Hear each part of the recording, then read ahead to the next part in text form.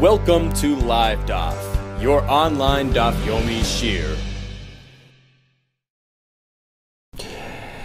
Shalom Aleichem. Welcome back to today's Daf Yomi, Maseches CHULLIN Daf Ayin Ches, a brand new Perek Oisoi Ve'espanoi, which discusses the mitzvah of refraining from slaughtering an animal and its offspring within the same day. Some Mefarshim learned that it's meant to teach us, to train us to be compassionate, not to eradicate the entire, family or species, and therefore you're meant to space them. Some learned that it relates to Tzar Balachayim. Certainly, you're not meant to shecht a family member in front of the mother animal. In any case, this is the mitzvah, which addresses these elements and way deeper beyond our understanding. And the mitzvah is that oisoi vesbenoi. Now, although the pasuk does use the word oisoi, which indicates him, like a male animal, but as we're going to see in the Gemara, it certainly applies to the mother animal and her offspring. Regarding the father animal and his offspring, well, that's actually subject to machlekes, whether the halacha applies in that case as well. Now, let's first read the pasuk inside. Vayikra chav beis pasuk chav ches v'shoyr oiseh a bull or oiseh oisei vesbenoi itself and its offspring loisish chatu should not be shechted on the same day b'yom echad. Rather, you must wait until the following day. Says the Mishnah, around 10 lines from the top, oisei vesbenoi. This halacha, which is called oisei vesbenoi, it applies everywhere. Not only in Eretz Yisrael, even outside, noyeg bein ba'aretz, or bein b'chutz al-aretz, whether in Eretz Yisrael or outside, b'fnei habayis, whether the Beis HaMikdash is still standing, v'shaloi b'fnei habayis, or post-destruction of Beis HaMikdash. It applies on regular animals, b'chulin, and also b'mikdashin regarding carbon animals as well. Ketzad, how does this play out? So we're going to have a long list of scenarios with all kinds of different applications. All kinds of different results. Ketzad. Hashoiched oisoi vesbenoi chulin. In the first case, we have two animals. Oisoi vesbenoi, an animal with its offspring, and they're both chulin. Oisoi vesbenoi chulin, regular animals. He does the shechita on both, let's call them 1 and 2, right? 1 and 2, b'chutz, outside the mikdash. That's fine. Shneim ksher, perfect. You can eat them, b'sheni, but number 2 is problematic. Although it's still mutter because the isser that was done with it, the fact that it was shechted without waiting that ample, time, does not forbid the animal for consumption. B'sheni, so the second animal, despite the fact that it was shechted without the proper lapse of time, is going to be kosher, but soifeg asar baim, the one who did that, gets malchus for violating the isser of oisei vesbenoi. It's a regular lav, which generates 39 lashes. Next case, kochem b'chutz. He has animal and offspring, both karbanis, and he shechts them outside of Beis HaMikdash. That's a severe transgression.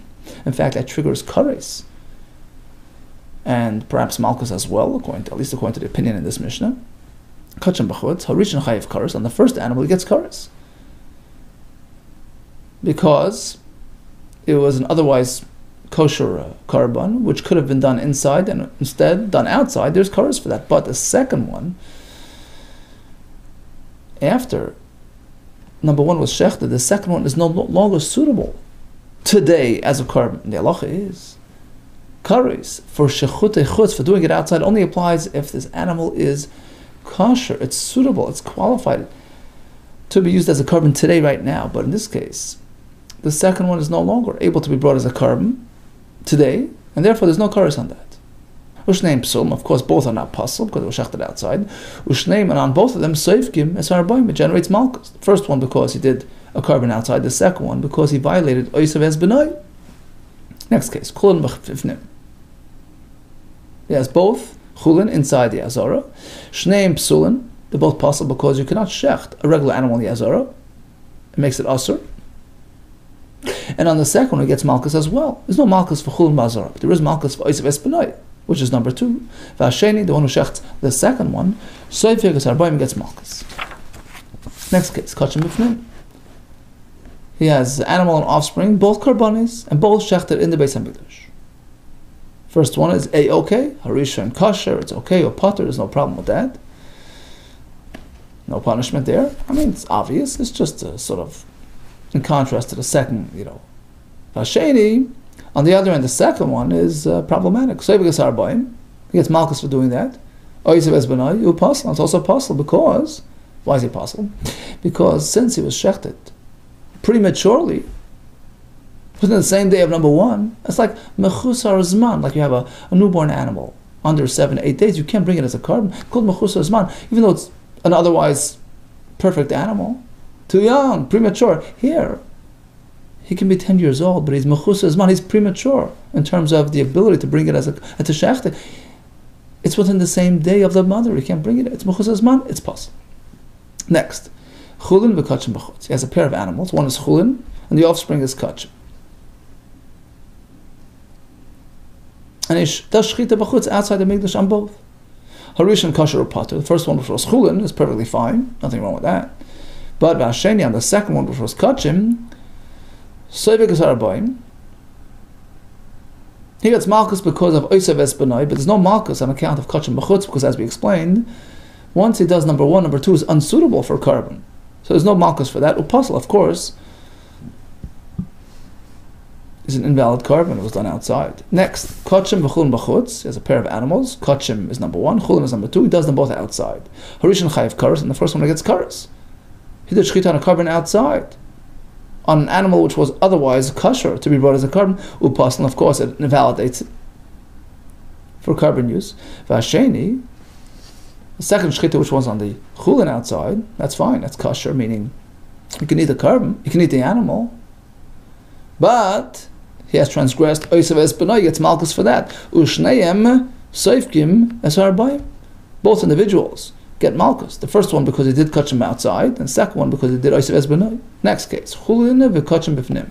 Pair of animals, regular and kachim, he does them both inside. Shneim psul, they're both inedible. First one because it's chulin in the azara. Second was because it was shechted too early.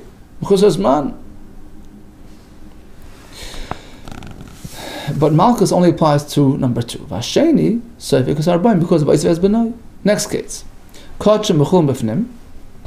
He has a pair of animals. The first one was a kachim, second one chulin, and he shechted them in that order. Harish and kosher or potter. The first one is A-okay, no violation there. Vasheni, but on the second one he gets malchus because it's oisav es benai. Vasheni, soivik is arbaim upasan. Of course, you can't eat it because it was chulin processed in the azara. Next case, chulin b'chutz b'fnim. He has a pair of chulin animals. Does one outside and then does one inside. The rishon kosher or potter. The first one is perfectly fine, but on the second one, he gets malchus because it's oisav es benai within the same day, and also it's possible to eat because it's chulin in the azara. Vasheni, soivik is arbaim upasan. Next case, kachim b'chutz b'fnim. He has a pair of animals, both karbanis. Does the first one outside, the second one inside. Harisha chayiv karas. On the first one, he gets karas because it's a perfectly kosher carbon done outside. Ushneim soifkim sarbayim. And the first one gets malchus because he did the kachim outside, on which he gets malchus as well. The second one, who shechted the kachim inside, gets malchus because it's oisav es benai within the same day. Ushneim psul, they're both disqualified. First one because kachim outside, second one because it's too early in the game, it's mechusar zman. Next, chulin b'fnim u'bachutz. He has a pair of chulin animals, shechs the first one inside and the second one outside. Rishon pasul. This first one you can't eat because it's chulin in the azara. U'pata, but there's no malchus. There's no malchus on this violation. V'ashrein yisavik sarboim v'kosher. The second one gets malchus because it was oisav es benai within the same day, but ironically you can eat the animal because there's no oisav es benai does not disqualify, does not forbid the animal for consumption. Chulin bazara, yes. Kachim b'chutz, yes, but not oisav es benai. Here comes the final case of the Mishnah. Kachim b'fnim u'bachutz. He has a pair of kachim animals. He does shchita on the first one inside, on the second one outside. Harisha and kosher or potter. The first one is A-okay, no problem there. V'asheni yusevik sarbayim u'pasl. On the second one, there's oisav es benai, is malchus. And also, the carbon is disqualified. Invalid because it was a carbon outside the Beis HaMikdash. Okay, so in summation, there's malchus for oisav es benai, there's kares and malchus for shchutei chutz, provided the animal was theoretically suitable as a carbon.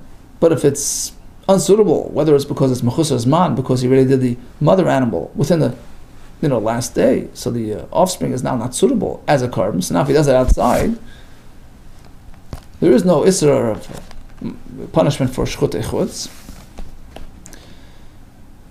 but certainly the carbon is possible. Regarding CHULLIN b'fnim, there's no malchus for CHULLIN b'fnim, but it does invalidate the animal. Tanu Rabbanan. So, based on the Mishnah, we're assuming that Oisei Vesbenai applies equally to CHULLIN as to Kachim as well. And the question is, how do we know? Tanu Rabbanan. Menayin Oisei Vesbenai. How do we know that this concept applies to carbon animals as well? Shanai b'mikdashin. Talmud Leimar. Let's take a look at those psukim. So first we have the pasuk Vayikra Chav Beis, pasuk Chav Zayin, which is actually right before Oisav Esbenai. Pasuk starts off Shoyroi Chesav Ha'ez Ki Yivaled for 7 days. You leave it, and then from 8th day and on you can use it as a carbon. And then immediately in the next pasuk, actually there's a connector, there's a vav. Vishar Oiseh Oisei Vesbenai. Okay, that's our halacha.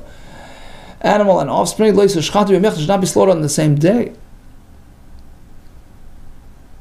So this proximation, this close proximity, it's called smichos, indicates to us that the halacha in the second pasuk of Oisei Vesbenai applies equally to the carbon animals referred to in the previous pasuk. It relates back to the previous pasuk as well. So again, menayin lo Oisei Vesbenai shenayig b'mikdash Talmud Leimar. First pasuk we have a discussion regarding karbonis, shoyroi, kesav ha'ez ki yivaled, etc., etc. So Basrei, immediately right afterwards it says in the next pasuk, v'shayr oiseh vesbenai l'tzishchat b'yamechad, which teaches us limed al oiseh vesbenai, teaches us that oiseh vesbenai relates back to karbonis as oshanai b'mikdash. Okay, says the Gemara. Okay, let's go all the way. Perhaps it applies only to karbonis. We can say b'mukdashin only by karbanas, and yeah, b'chulin, but by ordinary animals, like perhaps there is no concept of oiseh vesbenai. Answers the Gemara. Shor hifsagayin. Why does the second pasuk begin with the word shor, which is already mentioned in the previous pasuk?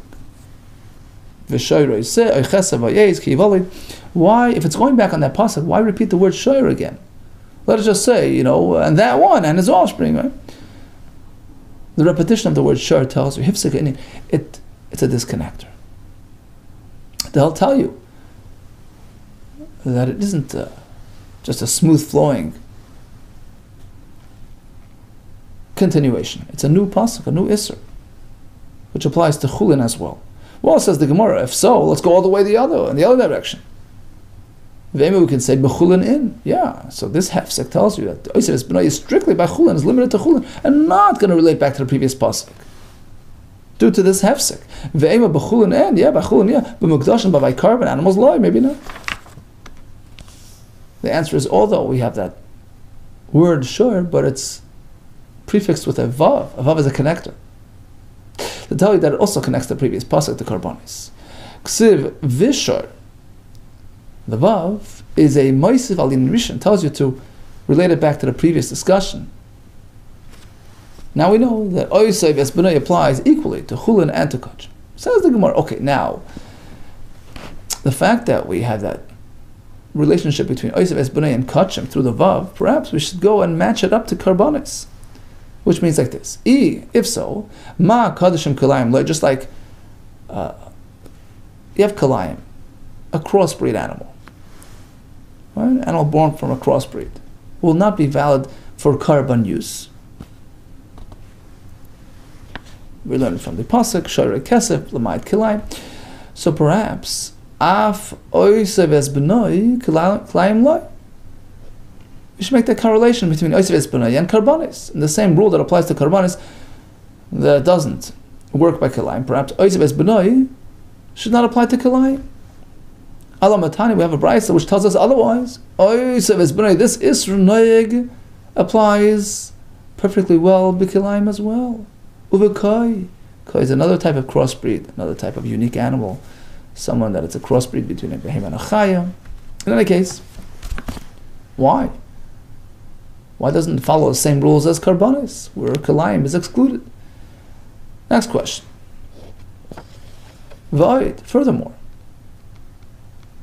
how could we say that oisai vesbenoi applies to a kalayim animal? Void. Sexiv. In this pasuk of oisai vesbenoi, what does it say? V'shoir oiseh. Se indicates a pure breed, not a crossbreed.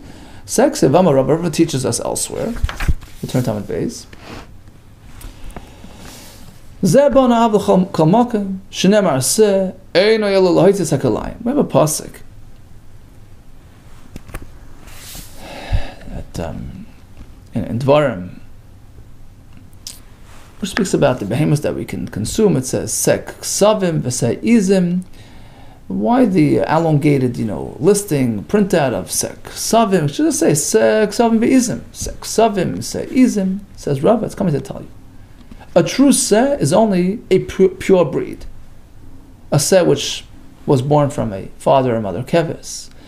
A seh born from a mother and father a's. But if it's one-on-one, it's a crossbreed. It doesn't qualify as a pure seh. So the word seh, by definition, is a pure breed. Zebanav, this pride provides a precedent. It teaches us a principle. That kol makom shnemar seh. Wherever in the Torah we find the word seh, such as oisai vesbenoi, right? Shoir oiseh, oisai vesbenoi. Einoi elo loitis kalayim. It's coming to exclude kalayim. So how can we say oisai vesbenoi applies to kalayim? The answer is like this. We have an extra word in the pasuk. V'shoir oiseh. It could have just as much said v'shoir viseh, which would indicate one or the other. V'shoir oiseh. The extra word is coming to include kalayim as well. You're right. Otherwise we would not. But here it says an extra word. Amakro oi, which is l'rabbi, is to include as a kalayim. It says the Gemara, but oi is not extra. It's needed for something else already, unavailable for kalayim. Hi, this word oi, is needed to split. To split what? To tell you that even if he does just the shoyer and its offspring, without the seh and its offspring, you think you have to do all of them, both pairs, shoyer and benoi and seh and benoi. Without oi, comes oi and says it's one or the other. The salka that the Chamina perhaps I would mistakenly believe he's only chayiv. He's only considered in violation of the shachad shoyer ubenoi, seh ubenoi. Without the word oi, I would say v'shoyer v'seh, right? Oi say v'sbenoi v'seshchati b'mecha. Don't slaughter the shoyer and the benoi and the seh and the benoi. But unless it does both pairs, he hasn't violated. And that's why it has to say oi. Each pair on its own generates a violation. So again, the word oi is not extra. Answer: to split, we don't need oi. That can be learned simply from benoi. Oi sebes benoi, his offspring, which indicates one animal and its offspring. You don't need two animals and their offsprings. Benoi nafka. Okay. So now oi is extra to include the kalai. Hold it, it's not extra. It's needed for something else, the sanya, for the following brayso, which says like this: Ilu nemar shar v'seh ubenoi. The pasuk would simply say shar v'seh, so without the word oi, shar useh ubenoi.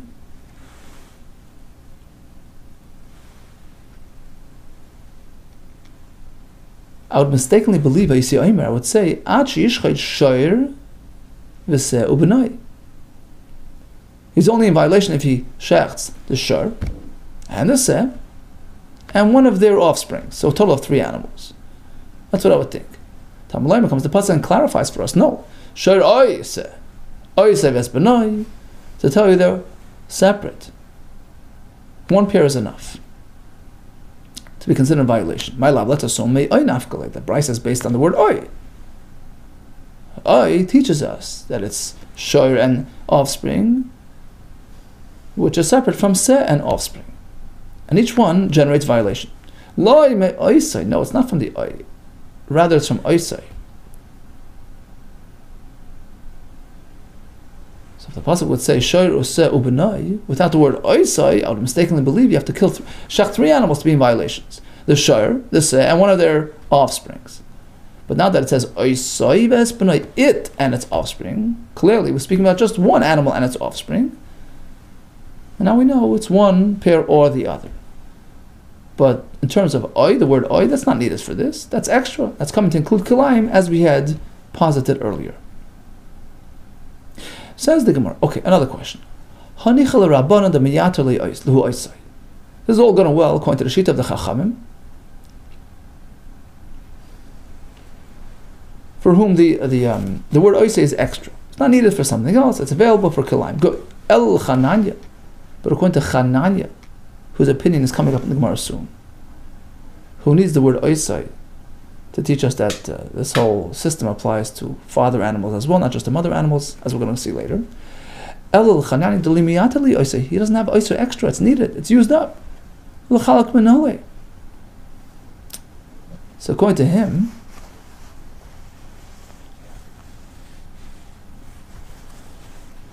if oisei is needed for the other halacha, so how does he know to split the shor from the seh? So again, according to Rabbanan, oisei is available for that. But according to Chananya, it's not. El Chananya.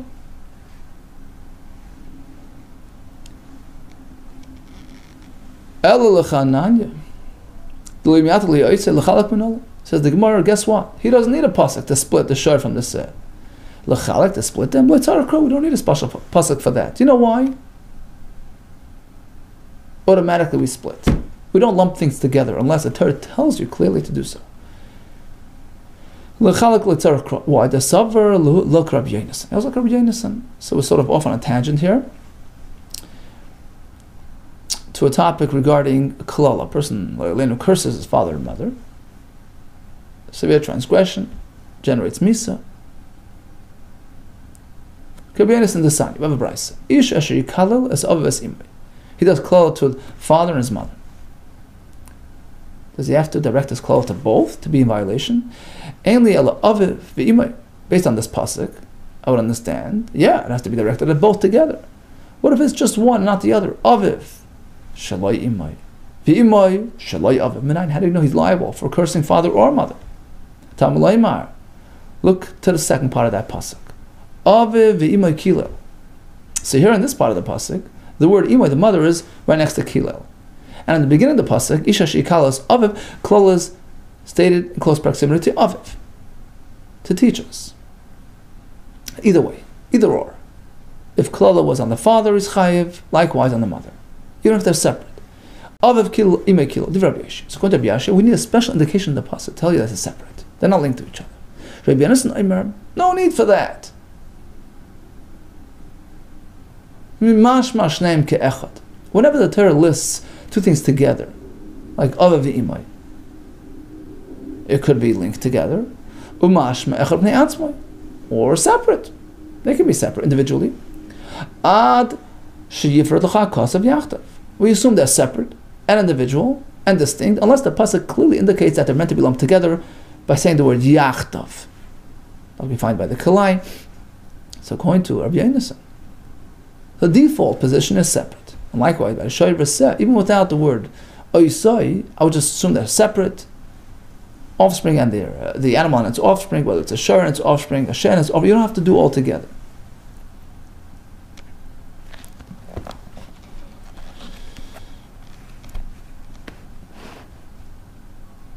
And this was, how did this come in? This was meant to resolve a question. We had a shayla according to Chananya, where oisa is already used for something else and unavailable to split. How has he know to split? The answer is, it's just understood from the pasuk.